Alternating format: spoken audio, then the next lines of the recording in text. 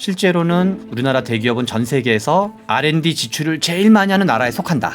우리나라가 이제 여기 정도까지 올라온 거는 대기업이 주도한 생산성 향상 R&D 지출 이런 것 때문에 이제 한국 경제가 이 정도까지 온 걸로 볼 수 있다. 나라별 비교해서도 우리나라 제조업이 다른 나라 제조업 중에서도 특히 이제 R&D 지출 비용이 엄청나게 높은 나라다. 왜 우리나라 대기업은 R&D 지출을 열심히 하고 있을까? 우리나라 대기업들은 존재적 조건 그 자체가 글로벌 경쟁에 노출되어 있기 때문에 비효율적으로 R&D를 지출하면 본인들도 망하게 돼 있거든요. 그러니까 우리나라가 불평등한 거는 대기업이 너무 잘해서 그런 거예요. 그러니까 원래는 우리는 다 같이 적당하게 가난해야 돼요. 대기업이 쭉 치고 올라가서 그래서 벌어진 불평등이라는 거야. 우리나라 불평등은 네.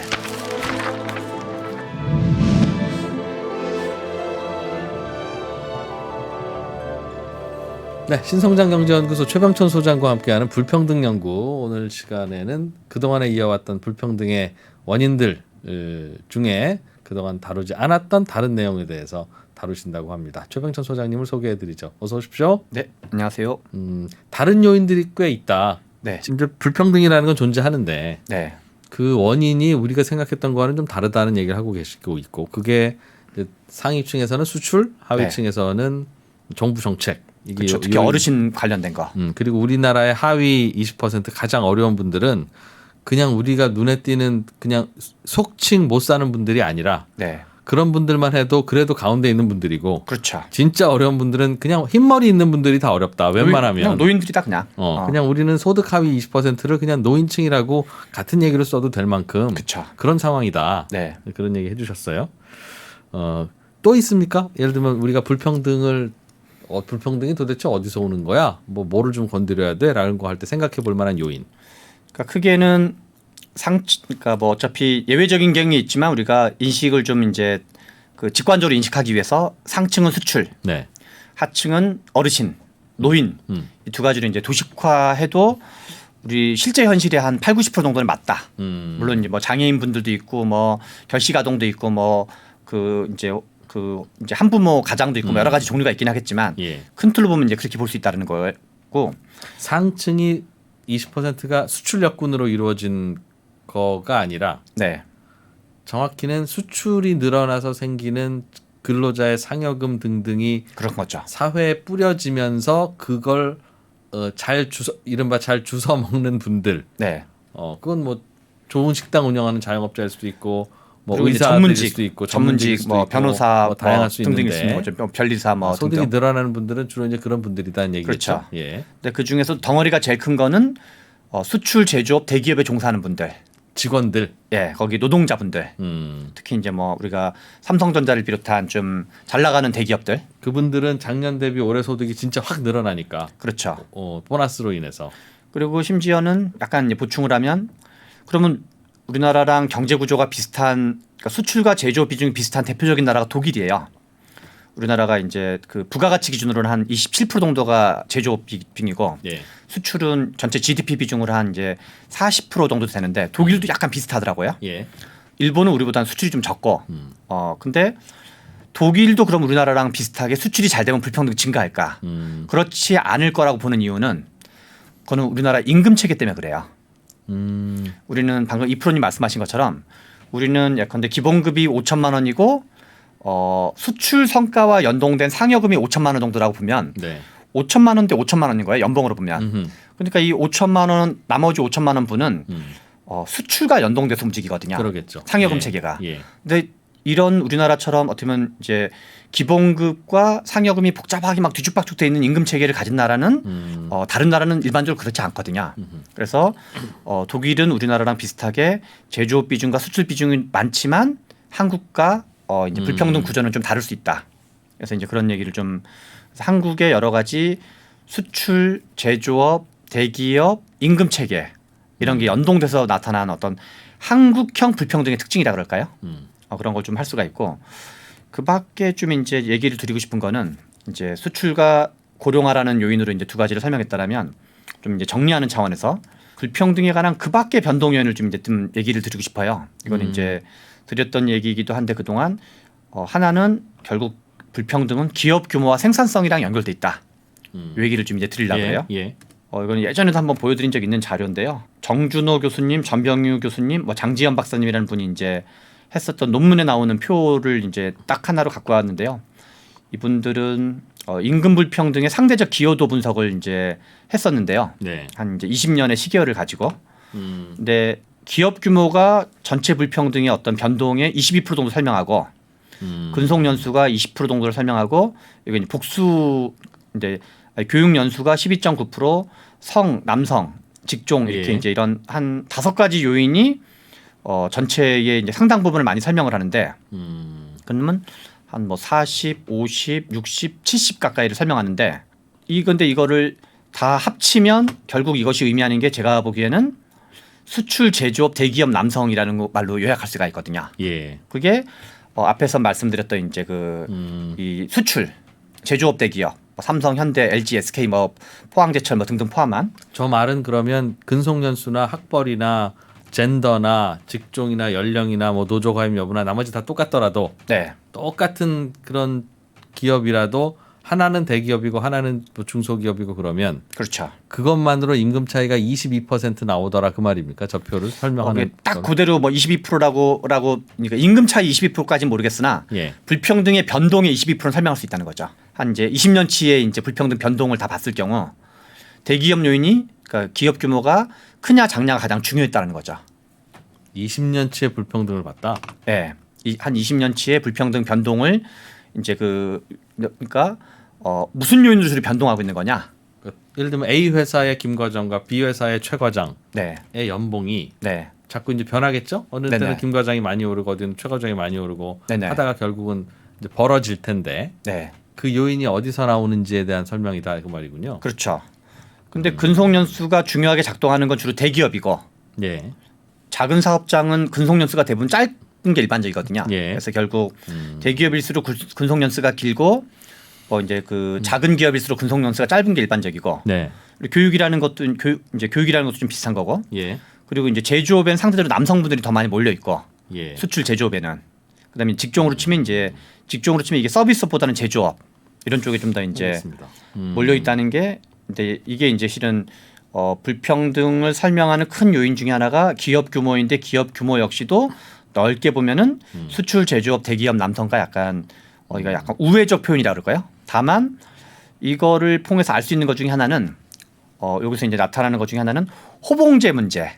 호봉제냐 직무급이냐, 호봉급이냐 직무급이냐. 근속연수가 격차가 보여주는 이유는 근속연수 자체가 생산성이 올라가서라기보단 말 그대로 짬밥이 올라가면 자동빵으로 올라가는 건데 그래서 우리 사회가 이제 유럽이랑은 많이 다른 유럽의 노동시장과 한국의 노동시장은 다른 역사적 문화적 여러 가지 요인이 있긴 하지만 제가 보기에는 이제 직무급제를 그러니까 연공급 나이와 그 연차를 중심으로 하는 호봉급제를 직무급제로 바꾸는 거는 특히 공공 부분은 그게 가능하기 때문에 대기업은 좀 이러저런 이제 과정을 거치더라도 그거를 이제 근속연수 요인을 조금이라도 줄여주는 거는 불평등 완화에 부분적인 기여는 할 수 있겠다. 그 나이 먹는다고 계속 월급 올려주는 거 하지 말아봐라. 그렇죠. 그러면 좀 평등해질 거다. 그렇죠. 그리고 이제 그러면 이제 약간 조금 더 능력주의에 좀 더 기반한다 그럴까요? 나이 차이보다는. 그래서 네. 그 사람이 실제로 얼마만큼 실력이 있는지 부분이 좀 더 이제 반영이 될 가능성이 있겠죠. 그리고 요거는 이제 좀 앞에 이제 기업 규모와 관련돼서 격차가 벌어졌는데 요거는 이제 좀 재밌는 데이터여서 갖고 왔는데 노동 생산성 관련된 우리나라 노동 생산성 본부라는 데가 있어요. 네. 한국 생산성 본부. 음흠. 한국 생산성 본부 이제에서 갖고 왔는데 여기 이제 95년도에요. 예. 95년도에 이게 중소기업가 이제 103대 95로 시작을 했다 가정하면 심지어는 이때는 중소기업이 103이었어요. 저게 뭐 급여입니까 아니면 저 뭡니까 저게 생산 지수라고 하면 우리가 이제 생산 지수가 정확히는 뭔지 모르겠는데 생산성이라 그러면 네. 노동 생산성이라는 개념이 실은 되게 재밌는데요. 네. 노동 생산성은 노동자에 의해서 결정되지 않고 자본에 의해서 결정된다 볼 수 있어요. 그런데 이프로님이랑 제가 있는데 네. 이프로님한테는 삽자루를 주고 네. 저한테는 포크레인을 준다. 그러면 최병천 소장님은 놀면서도 나보다 일 많이 하겠죠. 그렇죠. 그래서 이프로님은 삽자루를 갖고 있고 최병천은 포크레인을 갖고 있으면 이프로님이 100시간 동안 쇠가 빠지게 그 삽질을 하더라도 네. 거기서 만드는 총 생산물 개수 일한 양. 일한 양이랑 최병천이 포크레인으로 이렇게 깔짝깔짝 해가지고 몇 개 한 일한 양으로 치면 제가 훨씬 더 높을 수가 있거든요. 그럴 때 최병천의 노동 생산성이 높다고 표현한다. 그렇죠. 그래서 그럼 저거는 그럼 근로자 한 명이 단위 시간당 일했을 때 얻어지는 뭐 부가가치나 뭐 그렇죠. 아웃풋이 되는 일한 거죠. 양 저거겠네요. 그렇죠. 그래서 예. 그래서 노동 생산성은 노동에 의해서 결정되는 게 아니라 자본에 결정되고. 그럼 저거는 대기업들이 최근 한 30년 동안 네. 설비 투자를 많이 했다. 포크레인 많이 사다가 직원들 줬다 그 말이네요. 그렇죠. 그래서 근데 이제 그거를 내용을 좀 더 자세히 들여다보면 우리가 그냥 지난 한 30여 년간의 한국 경제사를 보면 하나는 부채 비율 감축. 우리나라 대기업들이 부채 비율이 한 거의 한 400% 가까이 됐었는데 네. 부채 비율을 확 줄이니까 부채 비율을 줄이면 뭐가 줄어드냐면 이자 비용이 줄어드는 거죠, 그냥. 예. 그래서 뭔가 이렇게 기업을 좀 내실화한다 그럴까요? 효율성 중심으로. 그럼 100명이던 직원 잘라서 20명 만들고 20명한테 포크레인 한 대씩 줬나 보네요. 그렇죠. 예. 그렇게 말씀드릴 수 있는 거고 그게 이제 실은 부채 비율 감축이 자본 조달 구조의 개선이랑 같이 있는 거고. 그래서 옛날에는 이제 은행 중심으로 이제 돈을 빌리던 방식에서 지금 이제 채권이라든가 주식을 통해서 조달하는 게 많아진 거고. 예. 그리고 이제 그 아까 전에 이제 설비 투자 또는 포크레인도 있지만 이제 R&D 투자 관련된 기술 혁신을 좀 많이 한 거죠. 네. 그래서 그거를 보여주는 게 우리나라 이제 R&D 지출 유형인데요. 이게 지난 1970년대부터 한 2010년대 후반까지 여기 진한 파란색으로 돼 있는 거. 저게 연구개발 비용이에요? 연구개발 증가 비율. GDP 대비 연구개발의 비율이네요. 예, 우리나라가 이제 한 0.5% 약간 안 되다가 그다음에 이제 90년대에는 한 1.78% 정도 되다가 네. 근데 그게 이제 그 쭉 급증을 하는데 이제 약간 민간 섹터에서 요만큼이 우리나라가 이제 R&D 지출이 증가한 거죠. 주로 민간 기업 뭐 대기업들이 그렇죠. 이 중에서 그리고 그 기술 변화 주기 가 엄청 빠른 영역 중에 하나가 반도체거든요. 그렇겠죠. 예. 그래서 실은 우리나라의 이제 R&D 지출 제가 이제 뭐 진보 쪽 분들을 이렇게 만나면 다 그런 건 아니지만 우리나라 대기업들은 사내 유보금 개념 때문에 여러 가지 오해를 하셔가지고 돈을 엄청 쌓아놓는다고 하더라. 이놈들은 투자도 안 하고 그냥 불공정 거래 갑질만 하고 그래서 우리나라 중소기업이 크지 못하는 건 다 갑질 때문인 거고 그리고 사내 유보금만 왕창 쌓아놓는다고 하더라라고 말하는 거를 이제 많이 봤는데 근데 이제 사내 유보금에는 이제 이런 설비 투자도 원래 사내 유보금 개념이 포함되기 때문에 공장 자체도 이제 그 사내 유보금이 포함되기 때문에 실제로는 사내 유보금 개념과 좀 별개로 우리나라 대기업은 전 세계에서 R&D 지출을 제일 많이 하는 나라에 속한다 정도라는 걸 좀 이제 얘기 드리고 싶고 그래서 우리나라가 이제 R&D 지출을 이제 주로 대기업들 수출 제조업 대기업들이 기술 향상을 위해서 이제 어마어마한 R&D 지출을 했고 실제로 이제 블룸버그가 성정하는 항상 최상위권에 우리나라 들어가 있고 저러다 보니 수출을 많이 하고 한 대 팔아도 비싼 차를 팔고 그렇죠. 그 얘기죠. 그렇죠. 그래서 앞에 이제 대기업이 중요했고 이제 그 기업 규모라든가 중요했는데 그것은 결국 이제 생산성이랑 연동된 거고 생산성에는 이제 뭐 설비 투자를 포함한 이제 그러니까 70년대 80년대는 설비 투자가 특히 중요했던 것 같고 우리나라가 이제 중진국 비슷하게 된 한 10,000에서 15,000달러 언저리 된 다음부터는 실은 이제 기술을 따라잡는 게 중요하기 때문에 선진국과 기술 경쟁이 중요하기 때문에 그때는 이제 특히 중요한 게 이제 R&D 지출인 거죠. 그래서 이제 이런 대기업들이 대규모 R&D 지출을 하고 물론 곳간에서 인심난다는 표현처럼 어느 정도 덩치가 돼야지 실은 R&D 지출하는 거거든요. 그래서 중소기업이 R&D 지출하는 경우는 거의 없어요. 매우 이제 작은 어떤 캐파로 봐야 되는데 그래서 우리나라 이제 그래서 그나마 우리나라가 이제 여기 정도까지 올라온 거는 대기업이 주도한 생산성 향상 R&D 지출 이런 것 때문에 이제 한국 경제가 이 정도까지 온 걸로 볼 수 있다.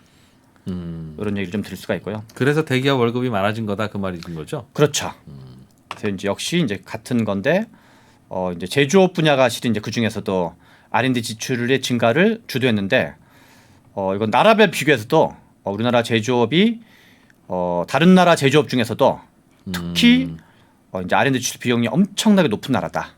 거의 뭐 일본, 독일 뭐 이런 나라들이랑 비교해도 우리가 이제 살짝 더 높을 정도로. 그래서 우리나라가 아무튼 R&D 지출은 세계에서 가장 많이 하는 나라 중에 하나고 GDP 대비로는 이스라엘과 한국이 약간 1등, 2등을 서로 다투고 있고요. 우리나라가 주력으로 하는 산업 자체가 네. R&D를 밤새워 연구하는 이런 일들을 안 할 수 없는 업종이라 그런가 봐요. 그렇죠. 그래서 지금 우리가 이제 R&D 하필이면 우리가 진출한 분야가 그 장농 특허 이런 얘기 들어보신 적 있죠? 예. 그 장농 면허랑 비슷한 말이잖아요. 그래서 지금 우리나라 R&D 지출이 크게 세 종류가 있다고 볼 수 있는데요. 예. 하나는 대기업이 지출하는 R&D가 있고 중소기업이 지출하는 R&D가 있고 예. 뭐 요거는 좀 캐파가 작고 그다음에 정부가 지출하는 R&D가 있어요. 네. 제 기억에는 정부 지출 R&D가 한 20조 가까이 됐던 걸로 기억나는데 정부가 예산으로 막 과제 주면서 그것 중소기업에 그것 따먹고 그걸로 월급도 주고 하면서 버티는 데 많죠. 그렇죠. 예. 근데 그러면 우리가 논리적으로 생각을 할 때 대기업 이제 뭐 덩어리 치면 대기업, 정부, 중소기업 이게 세 덩어리 R&D가 있으면 예. 어디가 제일 알차게 쓰고 있을까? 그 돈을 네, 이 세 덩어리 중에서 같은 이제 물론 덩어리별로 치면 민간 대기업이 가장 많은 R&D 지출하고 있고 그다음에 이제 우리 중앙 정부나 지방 정부가 하고 있고 R&D의 돈값을 어디서 잘하느냐? 그렇죠. 그거야 민간 기업이 잘하겠죠. 그렇죠. 그래서 예. 제 생각에는 거버넌스도 마찬가지일 텐데 누가 주도권을 갖게 하느냐가 제 생각에 제일 중요하거든요. 네. 그래서 제가 보기에는 오히려 우리나라 R&D 지출을 공공 R&D 지출을 효율화하려면 공무원 조직은 본질적으로 그냥 그 질책받지 않는 게 중요해요. 네. 국정감사 때 누군가가 이제 자기를 비난하지 않는 게 중요하거든요. 네. 그러니까 양적 지표가 되게 중요해요. 그래서 얼마나 잘 지출하고 투자했느냐. 근데 예를 들어서 실제 상품으로는 전혀 쓰지 않지만 장농 특허를 만들어 놓으면 특허라도 내놓으면 그래서 현재 지금 정부 R&D 지출에서는 특허 만드는 율이 거의 98%가 그렇다는 거거든요. 연구했다 하면 특허가 나오는. 그렇죠. 그러니까 근데 이제 상업적으로 별로 쓸모 없는 거죠. 근데 왜 그러면 특허가 98 그러니까 예산이 지급되면 특허로 등록되는 비율이 98%라는 얘기는 쓸모없는 특허를 주로 많이 양산하고 있다는 거거든요. 쓸모없는 특허를 많이 양산하면 누군가가 국정감사 때 뭐라고 그러면 특허 났다. 특허 나왔다. 내 잘못 아니다. 라고 면피하기 위한 용도로 봐야 되거든요. 예산은 써야지만 내 권력은 생기고 네. 관료분 입장에서 제가 보기에는 그래서 그거는 감사하는 사람이 그런 것만 물어보니까 그렇죠. 근데 나머지 질적인 걸 파악하는 건 어렵거든요. 그 어려우면 그런 감사를 하지 말아야지. 네. 근데 그거는 뭐 감사원이든 아니면 이제 뭐 국회든 기자든 네. 제가 보기엔 그건 이제 외부에서 그 내용을 파악하는 게 원래 좀 어렵고 그리고 우리나라 정치가 좀 단기화돼 있고 네. 그래서 저는 공공 R&D 지출도 뭔가 대기업과 연동돼서 대기업이 좀 주도하도록 하면서 중소기업이 뭔가 결합하도록 그런 방식으로 왜냐하면 이게 이제 대기업, 정부, 중소기업 중에서 이쪽이 가장 우리나라 그러니까 이 프로님이 지금 말씀하신 내용인데 왜 우리나라 대기업은 R&D 지출을 열심히 하고 있을까? 왜 열심히 하고 있을 것 같으세요? 그러니까 그렇게 안 하면 못 따라갈 산업을 하필이면 선택한 거죠. 예를 들면 우리가 뭐 명품 가방을 만들어서 파는 프랑스다. 뭐 그 친구들 R&D 뭘 해봐야 뭘 하겠습니까? 그게 100년 전에 만드는 거나 지금 만드는 거나 그게 다 거기서 거기지. 안 하지 않겠으나 네네. 뭐 그렇게 치열하게 할 게 없잖아요. 네. 근데 우리는 하필이면 우리가 골라 잡은 게 반도체니 뭐 전자 부품이니 그렇죠. 그 뭐 매번 바뀌는 거니까 네네. 안 할 수가 없죠, 그거는. 그래서 저는 예를 들어서 지금 우리가 삼성이 뭐 메모리 반도체를 열심히 하다가 거기 이제 주력이었는데 지금 이제 시스템 반도체 쪽으로 한다는 건데 네. 그러면 시스템 반도체를 할 때 필요한 예컨대 중소기업들이 좀 필요하다. 네. 과거리 메모리 반도체는 좀 글로벌 밸류체인을 좀 더 활용할 수밖에 없다라면 시스템 반도체도 어느 정도는 그렇지만 과거랑은 좀 다르게 약간 이제 생태계가 좀 더 조성될 필요가 있다. 예. 그러면 일종의 뭐랄까 선단을 구성한다 그럴까요? 그러니까 대기업 그다음에 1차 협력업체, 2차 협력업체 이런 거랑 좀 연동해서 삼성도 좀 들어가고 중소기업도 들어가고 정부 비용도 들어가는 그런 식의 R&D를 지출하면 제 생각에는 좀 우리나라 대기업들은 존재적 조건 그 자체가 글로벌 경쟁에 노출되어 있기 때문에 그렇게 비효율적으로 R&D를 지출하면 본인들도 망하게 돼 있거든요. 그래서 이제 오히려 좀 이미 효율적으로 쓰고 있는 쪽에다가 뭔가 이제 다만 그냥 대기업만 지원하긴 좀 그러니까 이러저러 이제 사실상 중견기업이 되겠죠 아무래도. 중견 중소기업을 붙여라. 네. 그래서 중견 중소기업 경영할 경우는 이렇게 이제 매칭으로 할 경우는 뭔가 이제 좀 정부가 들어가는 방식으로 하면 20조 정도에 달하는 이제 지금 흔히 이제 장롱 특허로 상징되는 특허 성공률 거의 뭐 98% 가까이 기왕 되는. 나라 돈을 정부 그 나라 돈을 기업한테 주는 건데 네. 그거를 대기업에 주는 거랑 중소기업에 표현도 하셨지만 네. 대기업만 주면 사람들이 뭐라 하니까 네. 매칭을 시키자는 건 네. 별로 기여하는 바는 없는데 네. 그냥 들러리 세우자는 거잖아요. 중소기업이.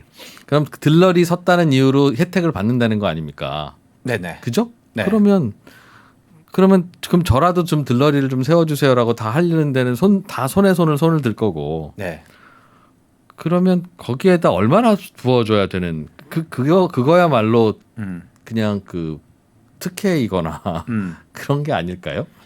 그럴 수 있는데 대기업을 지금 지원하는 방법은 뭐 R&D와 관련된 세제 혜택 방식이 있을 수가 있고 그 방식도 있을 수 있고 결국 대기업과 중소기업 또는 뭐 이제 중견기업, 중기업 이렇게 뭐 중소기업도 여러 가지 그 그룹핑을 할 수 있겠지만 예. 이들의 실력 격차는 어디서 발생하는가? 하나는 R&D 지출 비용에서 발생하고 예. 왜냐하면 R&D 지출 비용이 결국은 생산성과 연동되는 성격이 강하기 때문에 또 하나는 이제 수출에 대해서 글로벌 경제랑 또는 글로벌 기업과 연결될 수 있는 능력이 있냐 없냐 일종의 어떤 영업력이라 그럴까요? 해외 나가서 팔 수 있냐 없냐. 그렇죠. 네. 그래서 해외 시장에 대한 접근도 R&D에 대한 어떤 그 접근도 이 두 가지가 가장 이제 결정적인 격차의 문제이기 때문에 우리가 이제 약간 생태계를 좀 풍부하게 한다는 차원에서는 제가 보기엔 이제 지금 우리나라 정부의 R&D 지출의 20조 가까이도 어차피 예. 중소기업 지원 용도로 이미 쓰고 있을 거거든요. 그렇겠죠. 그래서 실은 예. 이제 이프로님 말씀하신 대로 제 얘기는 이제 이 20조를 아예 안 쓰는 것도 하나의 방법이고, 그다음에 이걸 쓸 거면 어떻게 효율적으로 쓸 거냐. 다만 대기업 주고 하면 제일 효율적으로 쓸 것 같은데. 그렇죠. 그거는 여론의 비난이 있다. 대기업은 전 대기업들을 주더라도 그런 이미 그걸 하고 있어요. 네. R&D 지출이라든가 여러 가지 예. 방식을 하고 예. 있고 예. 또 이번에 이제 반도체 관련해서 뭐 용인 쪽에 여러 가지 공단도 대규모 뭐 부지도 제공한다는 거고 좀 저렴한 비용으로 뭐 그거 자체를 무조건 나쁘게 볼 일도 아니라고 생각하고 그래서 이제 다만 이제 대기업은 대기업들을 잘 나가도록 도와주고 근데 뭔가 이렇게 좀 끌어올리는 것도 이제 좀 해볼 여지가 있다고 보는 거죠. 네. 그리고 또 불평등에 영향을 미치는 또 다른 요인들. 좀 이제 마지막에 이제 요 얘기를 좀 하고 싶은데요. 네. 이제 예전에 한번 말씀드린 적 있는데 이걸 한번 좀 표로 갖고 와봤는데요. 국가별 대기업, 중소기업의 노동 생산성의 제조업 분야요. 이제 이것도 한국 그 이제 생산성 본부에 있는 자료 보고서 중에 되게 재밌는 부분이 있어서 예. 2012년도 기준으로 볼게요. 뭐 비슷하니까 대기업 대비 중소기업의 노동 생산성이 제일 높은 나라가 네. 룩셈부르크, 슬로바키아, 에스토니아고 저기는 대기업이나 중소기업이나 단위 시간당 일해서 벌어가는 돈이 비슷하다는 거죠? 그렇죠. 그래서 룩셈부르크, 슬로바키아, 에스토니아는 85, 77이에요. 이 대기업 대비 중소기업 노동 생산성이. 네.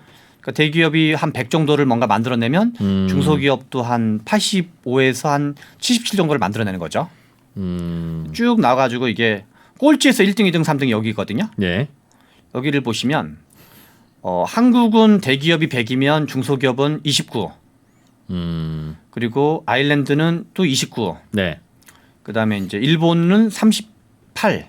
네. 그래서 29, 38 이 정도 돼요. 제가 이걸 보면서 그리고 이제 우리가 알고 있는 뭐 영국, 독일, 스웨덴 한 중간 정도 있어요. 예. OECD 국가 중에서.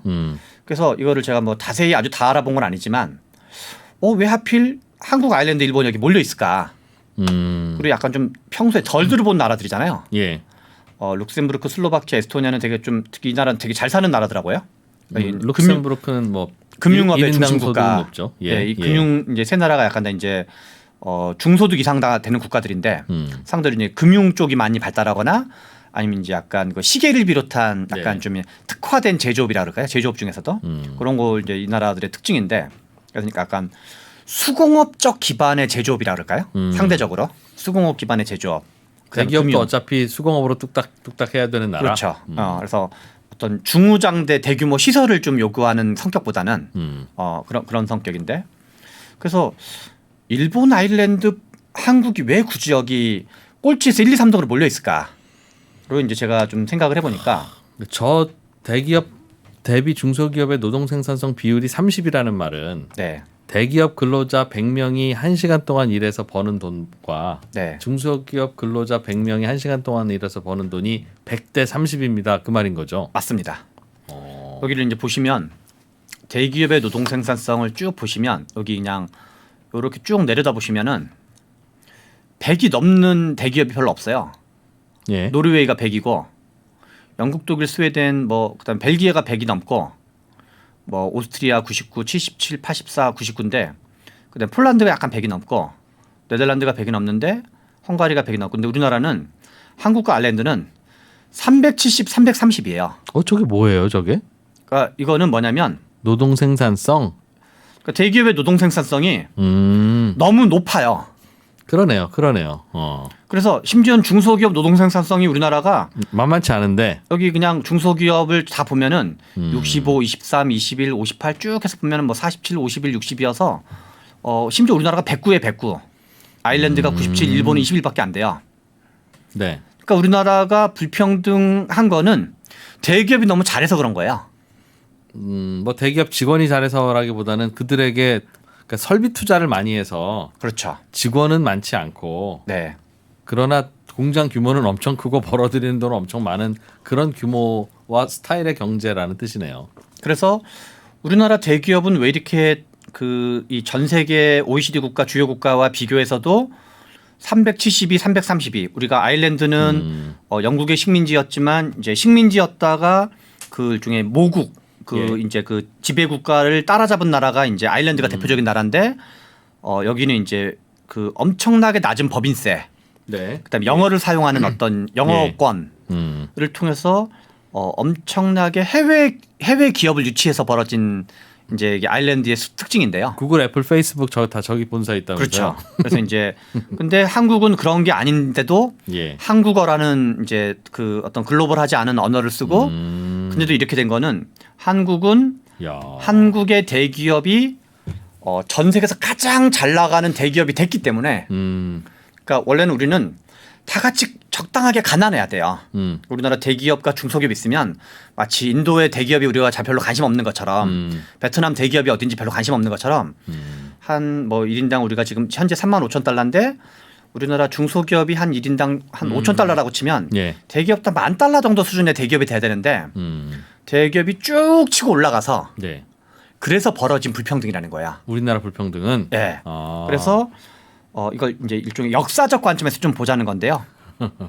일본, 아일랜드, 한국의 공통점은 섬나라다.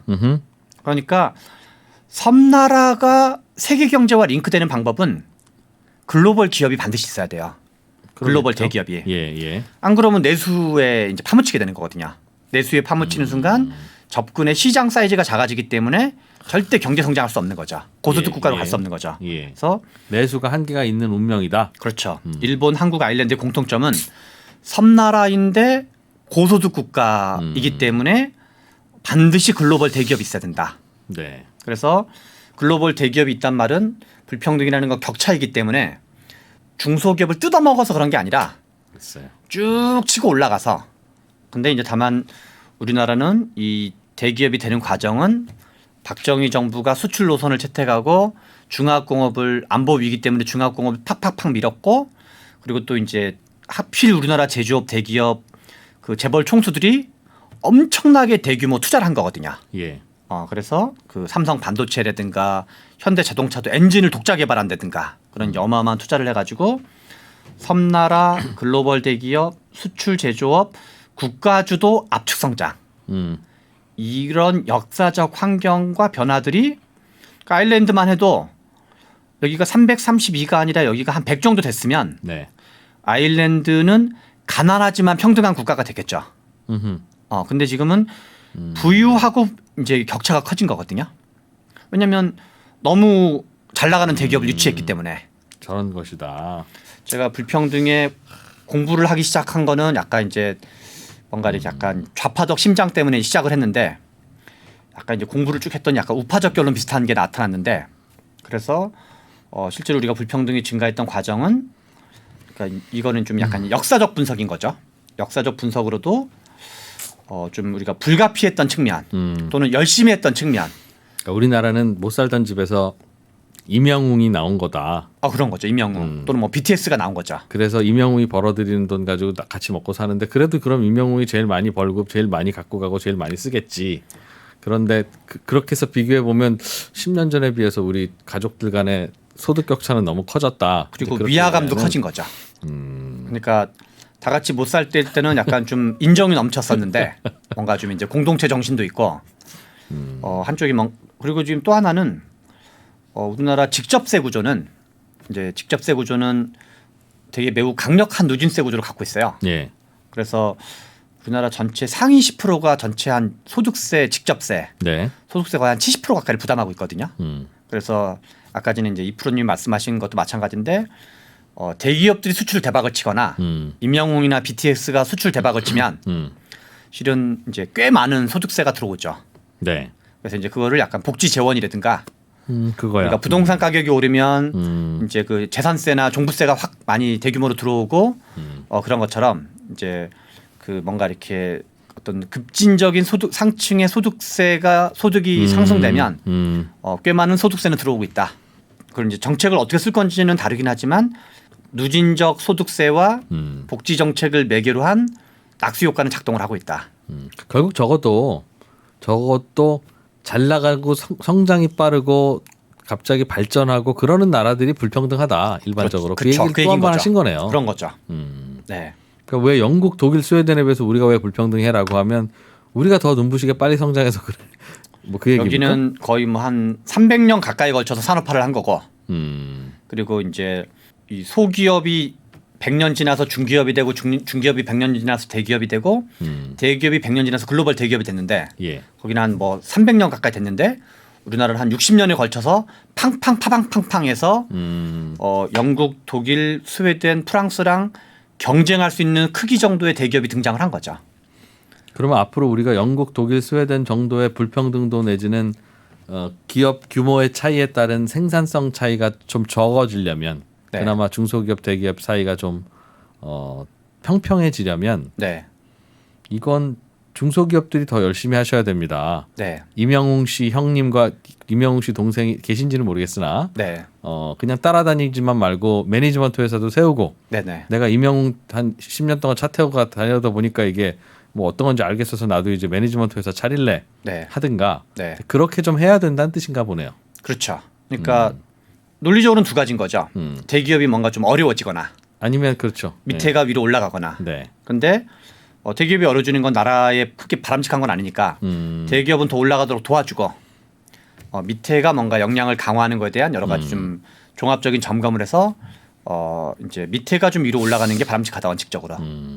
뭐 이러저런 대기업이 갑질을 하거나 불공정을 하거나 아니면 이제 뭐 국민연금 자금을 가지고 이상하게 본인들이 어떤 이제 그 지배권을 옹호하려고 했던 거는 이제 뭐 비판받아야 마땅하겠지만 그런 행위들에서는 우리가 이제 여러 가지 사회적인 견제가 있어야 되겠나 이제 대기업의 어떤 긍정적 역할 뭐 또는 이제 어떤 그 잘해서 발생한 측면 네. 격차 그런 거 자체는 좀 이제 사회적으로 수용할 필요가 있다. 네. 방금 말씀하신 그 삼성그룹의 네. 그 편법 승계죠? 네. 편법 세습을 그렇죠. 국민연금이 사실상 그렇게 투표하면 안 되는 건데 반대로 투표해서 도와준 거죠. 그렇죠. 그러는 바람에 국민연금이 갖고 있던 삼성물산 지분은 가치가 많이 떨어져서 결국은 국민연금이 삼성 로비 받고 내 돈 날린 거 아닙니까? 맞습니다. 내 돈이니까 국민연금에 맡긴 돈이. 네네. 그런 건데 말이죠. 네. 그런데 예를 들면 대기업들이 잘한 거는 인정해 주자라고 할 때 대기업들이 잘한 거라는 게 R&D를 적극적으로 투자하고 그렇죠. 예를 들면 반도체 사업 소위 말하는 기업가 정신을 나름 진출해. 그동안 이제 야, 씨 회장이 하라는데 해. 니들이 네. 뭐야? 네. 하는 때에 일본은 회장님도 한 표고 저희 임원들도 한 표니까 네. 토론 좀 해봤는데 네. 좀 리스키한 것 같아서 우리는 안 하기로 했습니다. 네. 라고 했다가 안 한 거고 네. 우리나라는 그랬다면서 그냥 회장이 하라면 해. 네 회사 내 거지 네 거야? 그렇죠. 라고 해서 결과적으로 잘했으니까 저건 칭찬하자는 거잖아요. 네. 그런데 물론 앞으로도 그럴지는 모르겠습니다만 네. 그거 계속 하자고 편법 상속, 편법 세습한 거 아닙니까? 맞습니다. 계속 회장님이 하셔야 되니까. 맞습니다. 왜냐하면 회장님 아들이 하셔야 회장님이지 계속. 네. 다른 회장님이 오시면 그거는 마치 우리가 대통령 갈아치우듯이 네. 월급쟁이 회장 아닙니까? 그렇죠. 그러면 야 이게 내 거지 네 거야라고 하면 왜 그게 네 거냐라고 당연히 반발하게 되고 네. 적극적인 투자가 안 될 텐데 네. 이거는 사안별로는 비판하고 막아야 되고 네. 국민연금이 도와주고 뭐 이렇게 해서 이렇게 편법 네. 상속하는 건 결과적으로 잘한 거는 칭찬하자고 하면 네. 그 말은 되고 논리적으로 무슨 뜻인지는 아나 네. 현실적으로 그럼 그거 막아야 됩니까? 아니면 계속 그냥 놔둬야 됩니까? 법을 네. 바꿔서 편법 상속이 아니라 합법 상속하게 해줄 수는 아직은 없는 노릇이고. 또 그래서도 안 되는 거기도 예. 하죠. 또. 그러면 어떻게 해야 되는 걸까요?라고. 되게 그 이제 재벌 문제를 어떻게 볼 거냐. 그렇습니다. 나는 재벌이 이제- 잘한 거와 잘못한 거를 구별하자고 하는데 그렇지. 실제로 보면 잘한 거와 잘못한 게 동전의 앞면 뒷면이라서 맞습니다. 잘못한 덕분에 잘하게 되고 잘한 걸로 계속 잘하려고 하다가 잘못하게 되고 네. 그러는 거니까 네. 이걸 어떻게 반으로 나눕니까 하는 질문이죠. 뭐 되게 좋은 질문이고 중요한 질문인데요.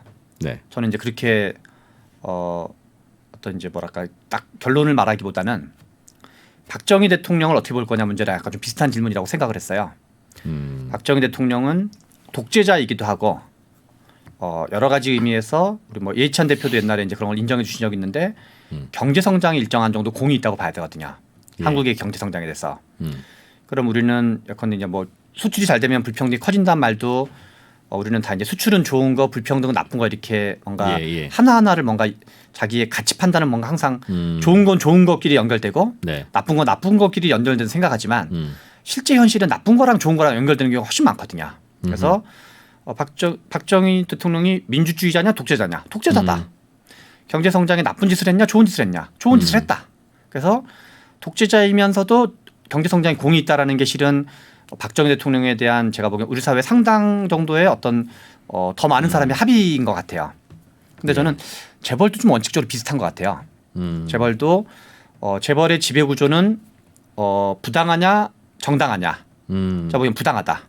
예. 불공정하고 부당하다. 왜냐하면 지나치게 소수 작은 지분으로 과도한 영향력을 행사하고 있으니까. 그런데 재벌 체제가 방금 말한 그 지배 구조가 예. 한국 경제에 긍정적 기능을 더 많이 했냐 부정적 기능을 더 많이 했냐. 그럼 약간 긍정적 기능을 더 많이 한 측면이 있는 것 같아요. 예. 제가 이제 워렌 버핏 말이었던 걸로 기억나는데 이제 이 경영권 세습에 대해서 비판적으로 얘기하면서 워렌 버핏이 뭐라고 했냐면 84년 LA 올림픽 금메달 리스트를 차기 올림픽 올림픽 선수로 짜서는 안 된다. 그 자녀들을. 네. 그러니까 84년 LA 올림픽 때 금메달 땄다 그래서 그 아들을 아들 딸들을 20년 30년 후에 대표 20년 선수로 30년 뽑으면 안 후에 된다. 그 사람들을 합류하면 가장 유능하다는 거는 거의 뭐 아까 상강하게가 현저하게 떨어지는 건데. 네. 그래서 경영권을 세습한다는 그거랑 거의 비슷한 얘기다. 예. 왜냐하면 능력이 세습된단 말이고 경영 능력도 세습된단 말인 거니까. 그 말도 100번 맞죠. 그쵸. 워렌 버핏의 그 말도 참 100번 맞아서. 그래서 지금 인조들 중에 소위 말하는 지금 약간 재벌 3세들인 건데 지금 보통 일반적으로 현재 네. 뭐 이재용 씨나 정의선 씨나 이런 3세 분들인데 뭐 LG가 됐건 어디가 다 이 사람들이 저는 우리 사회가 제가 놀랬던 것 중에 나는 그 문재인 정부 말기에 사면 관련된 여론조사가 있었어요. 사면. 예. 예. 대통령이 이제 사면권을 행사할 수 있잖아요. 특히나 이제 마지막 사면이 3.1절이었거든요. 예. 마지막 사면이 3.1절이 있어가지고 3.1절 시기에 뭐 조국 전 법무부 장관, 박근혜 전 대통령, 이명박 전 대통령, 뭐 내지는 김경수 씨, 이재용 씨 막 이렇게 사면에 대한 여론조사를 했는데 나머지 정치인들은 사면 여론조사가 40%를 넘는 경우가 거의 없었어요. 사면해주지 말라는 여론이 많고. 그렇죠. 한 60% 가까이가 사면해서는 안 된다. 네. 근데 이재용 씨만 유독 60 내지 75% 정도가 당시 사면 여론이었어요. 사면해라. 그래서 더군다나 이제 이분도 아까 말한 국민연금이라든가 뭐 등등으로 범죄를 저질러서 갔던 건데 네. 갑자기 왜 이렇게 높지? 라고 봤더니 저는 그래서 깜짝 놀랐어요. 그래서 제가 생각해 보니까 우리나라 국민들이 두 가지 생각을 하고 있는 것 같은데 하나는 실제로 삼성전자가 국민기업인 것 같고 주식을 가진 국민들이 지금 뭐 한 500만 600만 가까이 된다는 거니까. 네. 그다음에 이제 두 번째는 반도체 산업을 약간 국가 전략 산업으로 보고 있는데 이재용 씨 역할이 있다고 생각하는 것 같아요. 만약에 이재용 씨가 삼성전자와 반도체의 해롭다고 생각했으면 사면하면 안 된다 여론이 훨씬 더 많았을 텐데. 나름 기여는 하고 있다는 이미지가 만들어져 그렇죠. 있다. 물론 이제 뭐 시기적으로 그때그때 다르긴 하겠지만 그래서 저는 이제 지금 재벌 체제가 그 세습된 어떤 2세, 3세, 4세들이 이 자체로 정당성이 있지는 않다. 근데 재벌 체제라는 건 본질적으로 국가 권력의 양해에 의해서 작동되는 거라고 생각해요. 근데 만약에 이 사람들이 이분들이 나 그냥 뭐 띵까띵까 이렇게 해가지고 나는 뭐 이렇게 뭐 그 내가 하고 싶은 거 할래. 약간 유흥업을 하든 뭐 아니면 좀 그 약간 어떤 사적 이익을 착복하는 걸 느낌을 준다 국민들한테. 뭔가 기업가 정신을 발휘하는 느낌이 아니라. 자동차 주가는 무엇이 결정할까요? 테슬라, 포드, 현대자동차 회사별 자동차 판매 추이를 확인해 보세요. 3프로TV 데이터 센터. 그러니까 수출 기업 재벌은 좀 세습과 잘못을 봐주자는 또는 이제 앙트레프레너십. 그게 있다는 뜻이네요. 쟤들은 그렇죠. 밖에 나가면 힘들게 싸우는 애들이야. 그렇죠. 아무튼 나라를 위해서 이 세습 구조는 부당한 면이 있으나 네. 뭔가 아무튼 나라를 위해서 고생하는 것 같다. 그런 느낌적 느낌이 든다. 전반적으로 봤을 때. 그래서 지금 이제 일시적으로 권한을 좀 위임했다 그럴까요? 그래서 그러니까 그거 인정한다는 뜻이네요. 사실은 예. 내수 기업이야 뭐 차이는 있긴 있겠습니다만 1등이 2등 되면 2등이 1등 되는 거지. 그게 뭐 무슨 큰 차이가 있겠습니까? 그렇죠. 그런데 수출은 나가서 100을 할 수도 있고 200을 할 수도 있고 빵을 할 수도 있잖아요. 네. 그러니 나가서 싸우는 애들은 좀 힘 좀 몰아주자라고 네. 하는 게 전략적으로 보면 맞을 수 있는데 그게. 네. 그래서 WTO가 그런 거 하지 말자고 하고 요즘 미국과 중국은 그런 거 서로 하는 거 아니겠습니까? 그렇죠. 그래서 국가 전략으로 보면 그게 맞다면 이미 국민들이 그걸 다 인지하고 네. 이중잣대를 적용하고 있다. 그렇죠. 그리고 신세계그룹의 세습은 나쁜 세습, 네. 삼성그룹의 세습은 얘네 수출이야? 봐줘. 뭐 이런 거? 그렇죠. 와. 그렇기도 하고 뭐 우리 뭐 여러 가지 이제 지배 구조를 둘러싼 뭐 주시장의 여러 가지 이슈들 있잖아요. 뭐 물적 분할이라든가 뭐 여러 가지 포함해 가지고 네.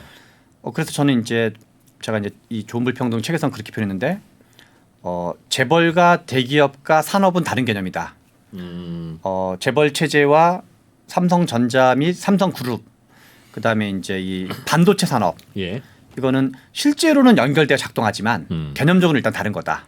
근데 재벌은 한국 경제사 전체를 봤을 때 긍정적 기능과 부정적 기능이 같이 있었던 측면이 있다. 예. 부정적 기능의 핵심은 그냥 지배구조 자체가 부당한 게 있는 거고 주주자본주의 원리 관점에서 부당한 게 있는 거죠. 예. 그다음에 이제 긍정적 기능은 계열사 돈을 다 끌어와 가지고 이제 삼성 반도체 투자를 했던 거죠. 안 그러면 삼성 반도체는 실은 거의 어려웠다고 봐야 되거든요. 네. 그런 이제 어떤 계열사 돈을 끌어온 것 자체는 엄밀히 말하면 배임적 행위인 건데 상법에서 이제 요구하는 거랑 다른 걸 한 건데 네. 근데 역사적으로는 그런 거 했던 거거든요. 그래서 그런 역사적 과정에서 어떤 공로가 있기 때문에 재벌은 점진적으로 개혁하고 여기서 점진적으로 개혁한다는 것의 의미는 뭐냐면 국민적 공감대가 높은 거. 자본시장에서 이상한 짓 하지 마라. 네. 그리고 어떤 주주들의 권익을 너무 과도하게 약탈하지 마라. 그런 거는 제가 보기에 이제 국민들이 야 너는 이거 좀 너무한 거 아니야?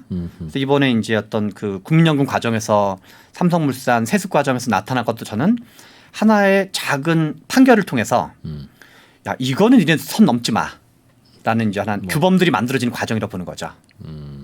결국은 하다 보면 논리와 혹은 뭐 원칙과 이걸 지키면서 네, 조금 못 사는 거 감수하느냐. 네, 아니 삼성 없으면 못 돼요. 좀 못 살면 되지라고 생각하는 거죠. 그렇죠, 그럴 수 있죠. 그러냐.